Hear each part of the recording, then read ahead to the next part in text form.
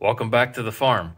So on today's episode, I was requested to give some day-to-day sort of activities, and that's kind of tough for me. My day-to-day generally starts with me leaving for work and doing my regular day job and not really doing any kind of farming or tractor work or anything of that sort. So today, it's Sunday, and today is a day where I will generally just do some random projects around the farm, little oddball things that just need done that I seemingly don't have the time to get to on a normal basis. For example, I need to change, this is the quarter turn twist lock oil drain on a Kohler engine that's currently mounted to my Lincoln Ranger 10,000 welder. As you can see, I have a ratchet strap running through here. It is in the bed of the truck that I use to plow the driveway at the farm. It's in there for a couple of reasons. One being it's a weight ballast, and two, I have it in there so that it's a little bit more mobile for if something is broken, like down in the field, I can just drive the truck down in there and weld it.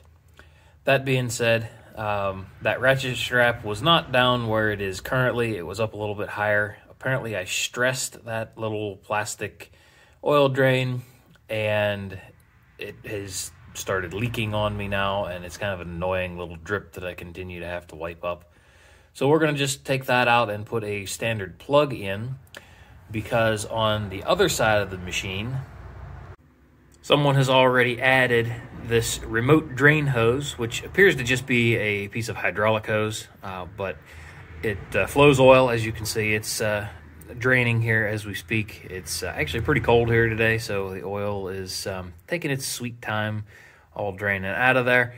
But I'm just going to put a plug on the other side, and anyone that has most lawn mowers, tractors, lawn tractors, will have one of those quarter turn drains on it. Briggs & Stratton uses them. Kohler, I think the Subaru Robin engines use them.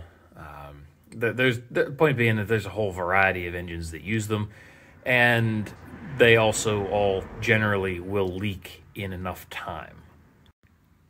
Up next on our oddball project list is to make a little tray box for my seedlings whenever they all are germinated, so I can easily take them in and out of the house so I can harden them off before we plant them. So what this and what pieces I have over here are from a pallet that I pulled the nails out of earlier. Yes, I know I'm a cheapskate, but I am not paying $9 for a 2x4, especially not for a little box to make a seedling tray out of. So we're going to make some cuts here, and I'll get this component pieces all cut up and made. I'll show you before we nail it up. So I let the oil drain out of the welder, and I took out the oil drain, extra oil drain. What usually happens to these things is pretty simple to fix. It's just this O-ring, and then there is a little valve, if you will, up in here. Nothing usually happens to that piece. It's usually this O-ring gets dirt and junk under it. You can see the dirt here. They're really not that terrible. They do pretty much all end up leaking, but they're not hard to fix. And I'm only taking this one off because I already have an actual drain hose that is much more convenient to be able to get to a container or a bucket. This one was leaking. I just figured it'd be easier for me to take it out, put a plug in the hole, and not have to deal with it again. A center drive or a square head would have actually worked a little bit better. It was a little tight getting a wrench in there, but of course we managed, and the fact that I don't have to take this back out for an oil change is certainly going to be helpful. If this was something that needed to go in and out a bunch, this would certainly not be the way to do it. Like I said, a square drive or a center drive socket head would have been the way to go. As promised, I'd bring you back. Here's the box. You're real simple, just some slats on the bottom. It's those 2x4s for a frame. It's something like 16 by 24. Actually, I guess it's 16 by 24 on center here. Got a little gap on the ends. Makes it real nice so whenever these are sitting on a table, you get your fingers underneath there and pick it up, carry it around. But just some slats, little gaps in there in case I get some water in it. Actually, for when I get some water in it, not if. Pretty simple little thing, nothing to it. Doesn't have to be perfect, doesn't have to be real elaborate. There again, just using what was available. Okay, so dropped 2 more quarts of oil into it. I was going to reuse the oil I took out, except I managed to get some dirt in it. And it looked like it was right on top. Didn't look like it was too bad, but I really just did not want to put oil that I thought might be contaminated back into the engine. Not like I don't need another project here. Old hour meter, 445 hours. That's probably accurate. The new meter is showing something like 15.8. If you can read that. Yeah, there we go. Whenever I got the machine, it was on a service truck. The guy said, yep, he didn't use it a whole bunch, took it off his truck, put it in the shed. It basically sat there until he needed it as a backup generator.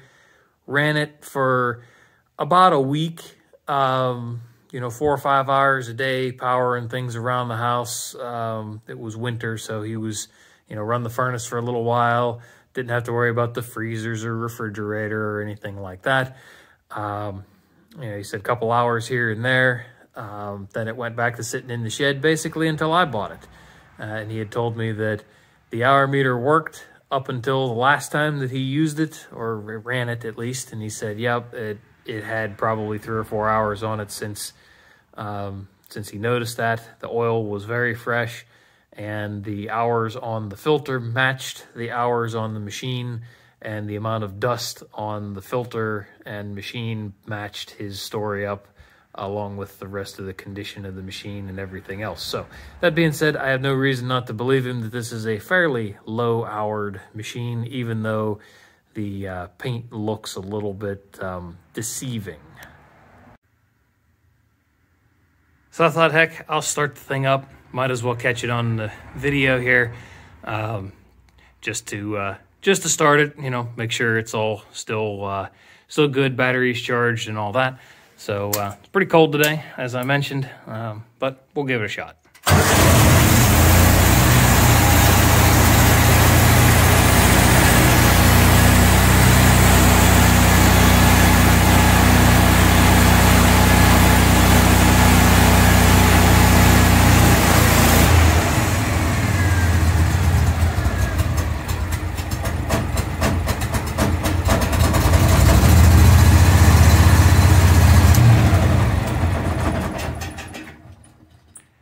A little cold for idle with no choke, but you noticed it smooth out there. Give it a couple minutes of warming up and it would weld and generate just fine. That's pretty typical of this thing. It's been pretty much nothing but reliable for me.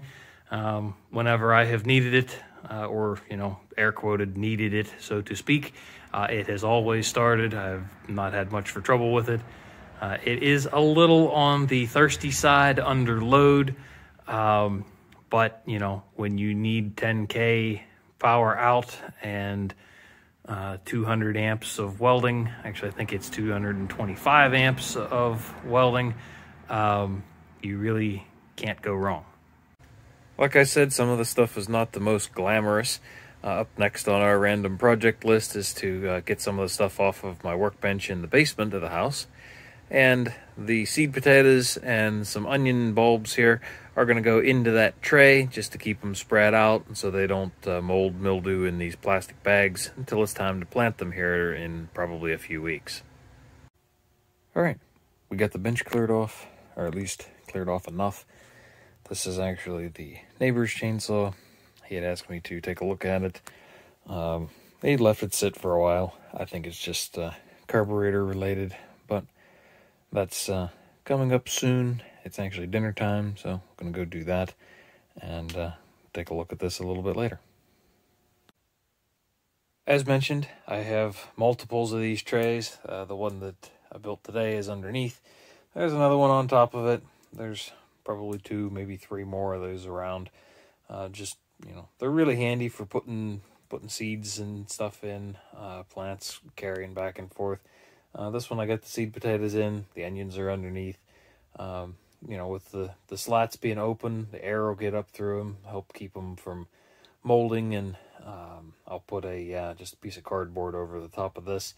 I had thought about building a lid for a few of these, but they are all built slightly different sizes, so the lids would be very much only fitting one box. The way that I usually build these is out of scrap lumber. Like today, that one was out of a pallet. I think this one was also out of a pallet. Looks like it's got some extra nail holes in it. But there again, I just use whatever I have around, and I just base that particular box on the sizes of the wood that I have available. So they're not all exactly the same size. They are fairly close, as you can see. This one's, I don't know, half an inch probably, length and width different than the one underneath. But again, for what they do, they don't really all need to be the same size. And very rarely do they even really stack. I'd usually have them just laid out. All right, so back to the Husqvarna chainsaw project here. The issue that I found is the fuel system. Yes, it was plugged up a little bit. Diaphragms were a little on the crunchy side. But the real issue was actually the oil drive got hot and melted, because the sprocket bearing ran dry, created a bunch of heat, melted it. So, yes, you do need to oil that, or grease it, and Husqvarna actually makes this pretty nice. And there's a hole in the end of the shaft. You put some grease in there with a needle. Actually, they do also sell a little tool for it, but just the needle on your grease gun will do just fine. So, I've got one of those on order, along with a new sprocket, or at least a sprocket rim, the bearing. And I'll take the bar up to the other shop where my belt sander is, and the nice table on the belt sander, and we'll re-square the rails up, file a chain, and neighbor should be back in business for quite some time.